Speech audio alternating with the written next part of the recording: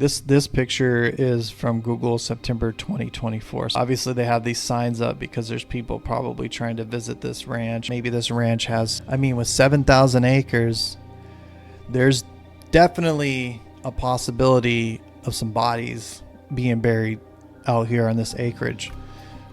Maybe somebody didn't play well with Jeffrey's plans and became a liability and is out here laying in a shallow grave, a deep grave. Like I said, there's a lot of land here.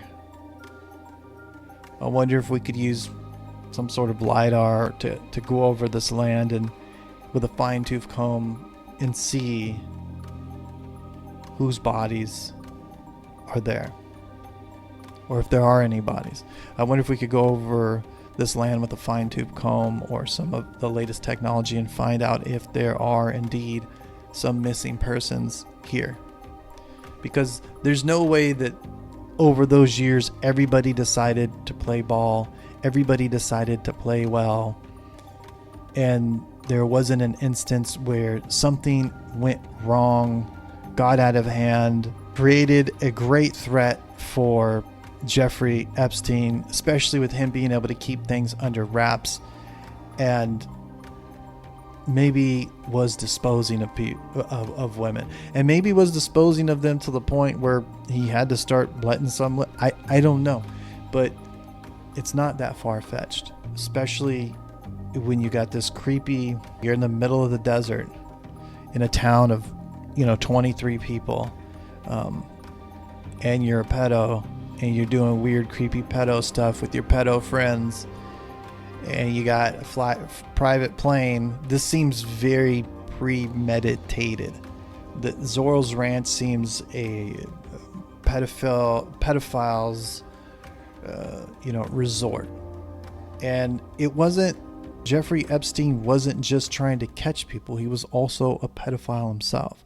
He wasn't just trying to catch people in compromising situations. He himself was in compromising situations as well, which probably made the weirdos he attracted, probably made them more comfortable around him, right?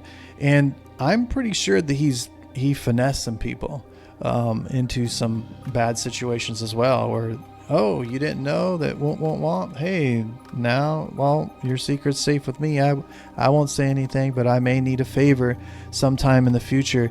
And who knows? The reason the crazy thing about this is that nobody knows how Jeffrey Epstein came to be rich, how he got his money, what exactly he did, because he wasn't really that significant of a person, but he carried all this money and this power and this influence. And here's my take on it.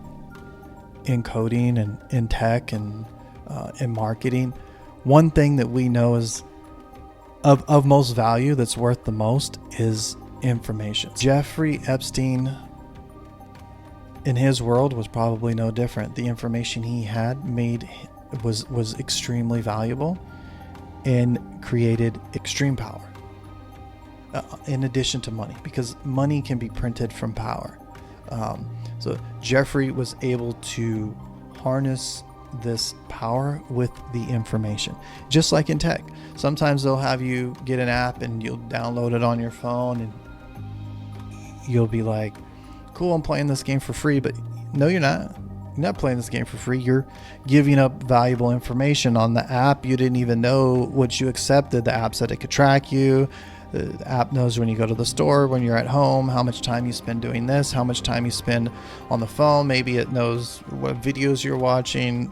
Maybe it can listen to your voice like Siri or Alexa. And before you know it, you've given up more than you ever would want to. And now maybe you just by yourself aren't that valuable, but when we put all those numbers together and everybody who decides to play that game or utilize that app, we now have algorithms and information. And I think Zorro's Ranch was about that as well. You see the massive servers there and the cameras in every room. He was gathering information, But who was he gathering information on, and why won't they release that information just based on the fact of just, forget the public's outcry and curiosity, just based on the victims, the perpetrators should be brought to justice, but they're not being brought to justice.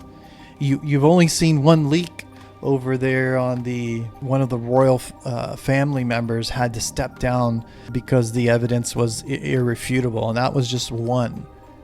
And so when you think about how they handled that, they were able to kind of distance themselves and strip him of his duties and move on, business as usual. Who else is, if that list were to just drop and the FBI did their due diligence and they have videotapes and all the servers and everything like that, and they've talked to Jeffrey and they've talked to his girlfriend, I forget what her name was. What is the threat to the infrastructure? Do they think that this would threaten society? Or are these people just so powerful and so embedded? Is it so horrible? Is it so infested, our societal infrastructure, that it would just shock so many people? Because honestly, again, if there's nothing to hide, there's nothing to hide. There's no reason to even have this conversation. You should have just released the files and made sure that the victims weren't listed in there. Release the Epstein files, make sure the victims are taken off, sign it, c'est la vie. Such is life. Let the dice roll. And if there are some people on there like, hey, this person really didn't know, cool, just make excerpts about them. They're still in public light. I don't think it really matters. I think if you were around them, you had, smut on your name, you got dirt on your shoulder, you were tainted. I think it's kind of hard to pivot yourself away from him, especially the more you hung out with him. People like, you didn't know, you really didn't know.